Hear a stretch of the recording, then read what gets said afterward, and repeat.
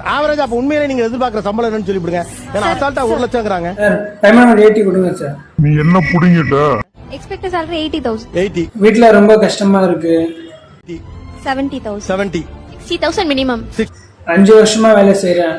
வெறும் 15,000 தான் சார் கொடுக்குறீங்க. 50 to 60. 50 to 60. Minimum 60.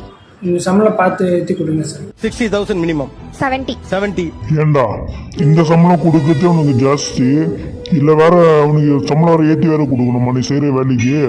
நீ அப்படி என்ன புடிங்கிட்டு உன் சம்பளம் ஏத்தி கொடுக்கணும். நானு வேலை ஒழுங்கா செய்யறது இல்ல, அப்பப்போ லீவ் போட்டுறேன்.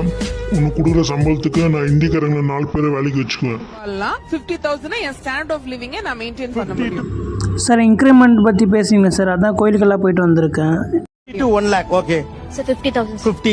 40 to 50. இதுக்குள்ள 40 to இருந்தாலே என்ன இன்க்ரிமெண்ட் யார் சொன்னாங்க உங்களுக்கு? அதான் increment sir. 50 maximum. 50 to 1 lakh. 50 to 1 lakh. கொடுத்த எந்த ப்ராஜெக்டும் கிளியர் பண்ணுறது இல்ல.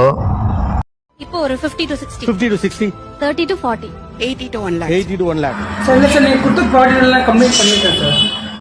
40 above sir. 40 above. 50 to 60 sir. அதே நீங்க கொடுத்த எந்த ப்ராஜெக்ட்டுமே நான் ஸ்டாப் பண்ணல சார். எல்லாமே கம்ப்ளீட் நீங்க சொன்ன நேரத்தில் நான் பண்ணி கொடுத்துருக்கேன் சார் ப்ராஜெக்ட் எல்லாம். சரி நீங்க போங்க, நான் நெக்ஸ்ட் மந்த் உங்க சேலரி பத்தி பேசுறேன். சார் லாஸ்ட் மந்த் இன்க்ரிமெண்ட் போடுறேன் நீங்க. 50 to 60. ஓகே. 35K. 35. ஏன்னா பேசுறோம் போங்க. கொடுத்த வேலையை ஒழுங்கா செய்யறது இல்ல, மாசம் மாசம் வந்து நின்னுக்கிறீங்க இன்க்ரிமெண்ட்னு சொல்லிட்டு பிச்சைக்காரங்கள மாதிரி. நீங்க எல்லாரும் 1 லட்சம் 1 லட்சம் 1 லட்சம்ங்கறீங்க. எனக்கு ஆச்சரியமா இருக்கு. ஏன்னா 1 லட்சம் சம்பளம் வாங்குறதுங்கிறதுக்கான ப்ரொஃபைலே ரொம்ப பெருசு.